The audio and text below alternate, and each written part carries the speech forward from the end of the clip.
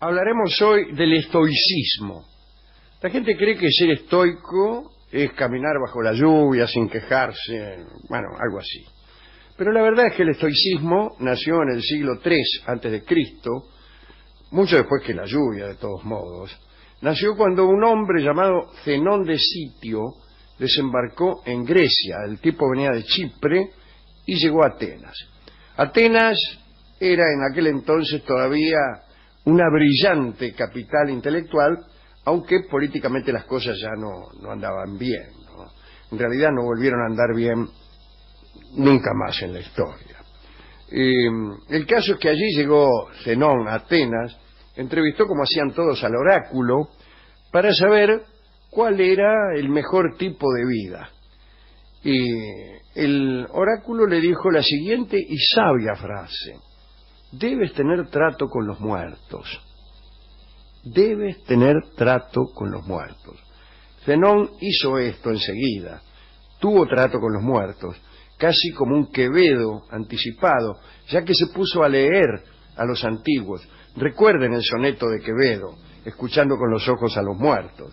Quizá no estaría mal pensar que en la inspiración quevediana pasó por esa historia del oráculo a Zenón. El caso es que Zenón se puso a leer a los antiguos, estudió a los cínicos, a Crates, a Diógenes, quienes entre otras cosas decían que los hombres debían llevar una vida ejemplar.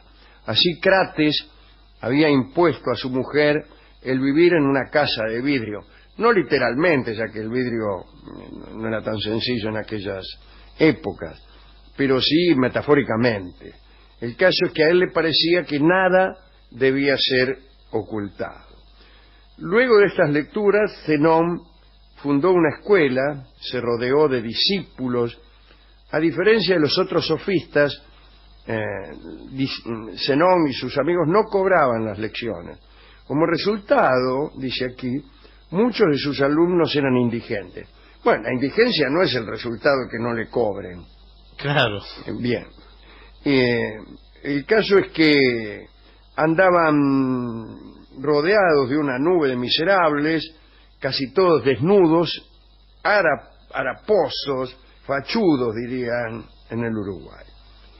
Al poco tiempo, siguiendo la costumbre de dar a las escuelas el nombre del lugar en que se reunían, empezaron a llamarse a sí mismos Escuela de la Estoa, que quiere decir en griego pórtico, ya que se reunían ahí en la vecindad de una puerta. Zenón no comía más que pan con miel, tomaba muy poco vino y, según dicen, era también muy austero en sus costumbres sentimentales, por decirlo así. Rara vez se servía de muchachos y una o dos veces se encontró con mujeres. No permitía que sus discípulos se hermosearan y a los que se presentaban demasiado elegantes los hacía sentar en el barro para que se manchara la ropa. Odiaba a los lechuguinos. A todos les pedía paciencia, abstinencia, humildad. Esto era lo necesario para entrar en la escuela de Zenón de Sitio. Sin embargo, había un detalle. Ellos defendían la idea de que las mujeres debían ser comunes a todo el círculo de amigos. Los amigos poseían las cosas en común, entre ellas las mujeres. Es decir, le daban a la mujer el lugar de una pertenencia masculina, por más que esa pertenencia fuese tenida en común. Así que esta escuela, después de todo, era la pesadilla de una feminista. El fin supremo del estoicismo era llegar a la sabiduría por medio de la virtud, bueno, cosa que a veces da resultado, a veces no. La virtud para ellos consistía en cumplir el orden universal fatalmente impuesto por la naturaleza. Se debía entonces sofocar toda pasión, seguir los dictados de la razón, hasta llegar a una apatía casi absoluta, es decir, bastante aburrido, para qué negarlo. Pero ellos creían que los sabios eran austeros, incorruptos, sinceros, estaban ajenos de los negocios, no existían en ellos ni el deseo, ni el dolor, ni el sufrimiento. El dolor para ellos era una disposición equivocada, irracional del alma. Decían que era posible combatir y despreciar al dolor y a la muerte. Y esa finalmente fue la característica central de aquella escuela, el desprecio por el dolor y por la muerte. Ahí está el caso del estoico Laterano, ya durante la época romana, ¿no? Fue acusado Laterano de conspirar contra Nerón, que por cierto no era nada estoico. Y bueno, lo estaban interrogando y Laterano respondió que iría sin gemir ni llorar directamente a la cárcel. Y por esa respuesta orgullosa lo condenaron a ser decapitado. Lo llevaron a cortarle la cabeza y parece que el verdugo falló en el primer golpe. Entonces Laterano empezó a darle instrucciones para que pudiera dar el hachazo en forma certera. Bueno, a eso llamo yo un estoico, ¿eh? Ya vamos comprendiendo qué cosa es el estoicismo. Es darle indicaciones al verdugo que desea decapitarnos, pero falla en el primer golpe. Otro corajudo fue Epícteto, el esclavo. Era un esclavo nacido en Jerópolis, que por los azares del mercado fue conducido a Roma. Allí lo compró Epafrodito, que era un tipo famoso por su crueldad. Mire que para ser famoso por la crueldad en Roma había que ser muy cruel. Bueno, un día Epafrodito aprisionó a Epícteto un pie en lo que se llamaba el borceguí de tortura, que era una especie de tamango de fierro que te ponían y que te iba retorciendo el pie, qué sé yo, para que aprendieras. En realidad Epícteto no había hecho nada, pero habiéndose enterado Epafrodito, el amo, ¿no?, de que Epícteto no gritaba ante el dolor, se le ocurrió comprobarlo y probar su voluntad. Empezó entonces a retorcerle la pata con el borceguí. Epícteto le dijo: ¿me vas a romper la pierna? No, no le dijo así, Le dijo señor. así. Pero Epafrodito continuó. Y al rato, Epícteto se dirigió nuevamente al amo con tranquilidad y le dijo: hace unos minutos me has roto la pierna. Claro, pobre, ya le dolía. Otro caso es el de un filósofo cuyo nombre las crónicas no conservan, que, torturado por el verdugo, se cortó él mismo la lengua con los dientes para no hablar. Yo mucho no me lo creo. ¿Con los dientes? Con los dientes, ¿y con qué se lo va a cortar? Es difícil, ¿eh? Hay más ejemplos acerca de esta minimización de la muerte y el dolor. Cierto día Zenón, al salir de la escuela, se cayó y se quebró un dedo. Vio en ello una especie de advertencia o señal. Entonces golpeó la tierra con la mano y dijo: ya voy. Acto seguido, se estranguló a sí mismo. Y así fue su muerte. Es muy difícil estrangularse uno mismo. Es señor. difícil insistir. Porque cuando uno ya lo está consiguiendo, Claro, afloja. afloja, porque Afloja le fallan las y fuerzas. se salva. Sí, sí.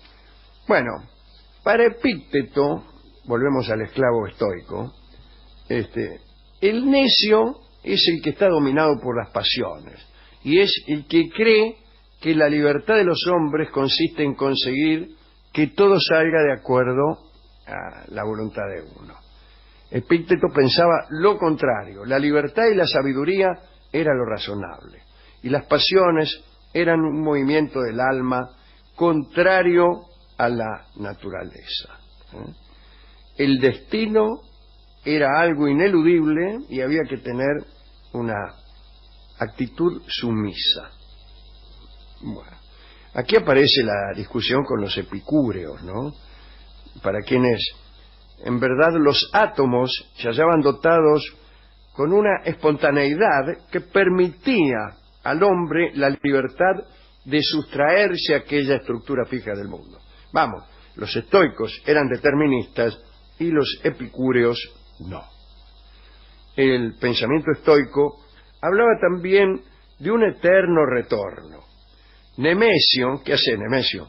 Decía que al cabo de los siglos habría un nuevo Sócrates y un nuevo Platón, y que la restauración se produciría no una sino muchas veces, y todas las cosas y hombres serían eternamente restaurados, que ya hemos estado aquí muchas veces y estaremos muchas otras. Siempre escuchando este mismo programa, ¿no? Ustedes dirán, pero eso ya lo sabíamos, porque no es necesario Nietzsche para estos milagros. Si ustedes llaman milagro al aburrimiento de este programa. Bueno, muy bien. Uno de los últimos estoicos fue el emperador Marco Aurelio. No Mongo Aurelio, No, señor. como algunos chuscos estarán diciendo. Marco Aurelio. Ser emperador y ser estoico es una cosa bien difícil. El estoicismo no genera buenos gobernantes, aunque el epicureísmo tampoco. En general, es difícil encontrar buenos gobernantes. Sí, sí, sí. Esa es Sean la verdad. unos u otros. El balotaje entre epicúreos y estoicos. Sí. Después de sí, todo, sí. estoy pensando ahora que el filósofo es casi lo contrario del político. El filósofo, decía alguien, se preocupa, se ocupa antes. El político es un hombre del momento, un hombre pragmático. Claro, salvo que yo creo que la civilización llega a un punto, acaso ya previsto por nuestro amigo el novelista Platón, en que ya es necesario filosofar para gobernar.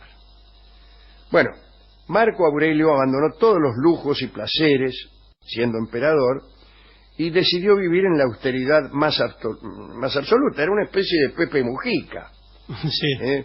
Vivía en una pieza, amueblada con un colchón, morfaba poco, bebía poquito también, y era emperador.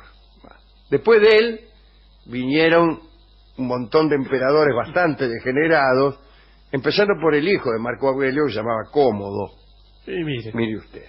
Sin embargo, y dicho todo esto, podríamos terminar con un párrafo de las conversaciones de Epícteto, que dice lo siguiente.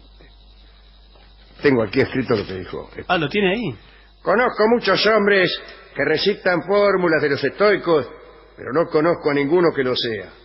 Mostradme un estoico, no pido más que uno. Un hombre que sea feliz en la enfermedad, feliz en el peligro, feliz mientras muere o feliz en la calumnia o el desprecio.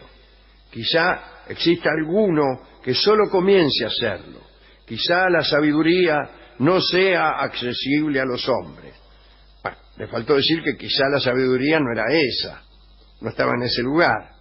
Pero no podían evitar los estoicos ejercer la austeridad, ni tampoco podían evitar una evidente soberbia intelectual que consistía en estar persuadidos de estar en lo cierto. Claro. El clásico austero que hace alarde de su la austeridad. sí. Soy el más humilde del mundo. Sí, que se del reputa a sí universo. mismo. No hay en todo el universo alguien más humilde que yo. Sí, dice. señor. Y Bueno. lo discute. Sí, sí. ¿A quién podríamos dedicar esta pequeña recordación? Bueno, aquel que aconsejaba al verdugo, ¿no? O a Séneca. Séneca, que fue estoico y no ha sido nombrado aquí, a pesar de que fue un buen maestro de Nerón, ¿no? Bueno, Nerón era lo contrario de un estoico, pero su maestro era Séneca. A mí Séneca me cae simpático porque le gustaban mucho las mujeres. Parece que era un estoico que decía, pero no hacía. Y me parece que está bien, porque no es nada sano el estoicismo en su práctica. Y peor aún imponerlo. Bueno, también le dedicamos lo suyo a los epicúreos y a los hombres que saben disfrutar de los placeres del espíritu sin tantas vueltas, ¿no? Y, bueno,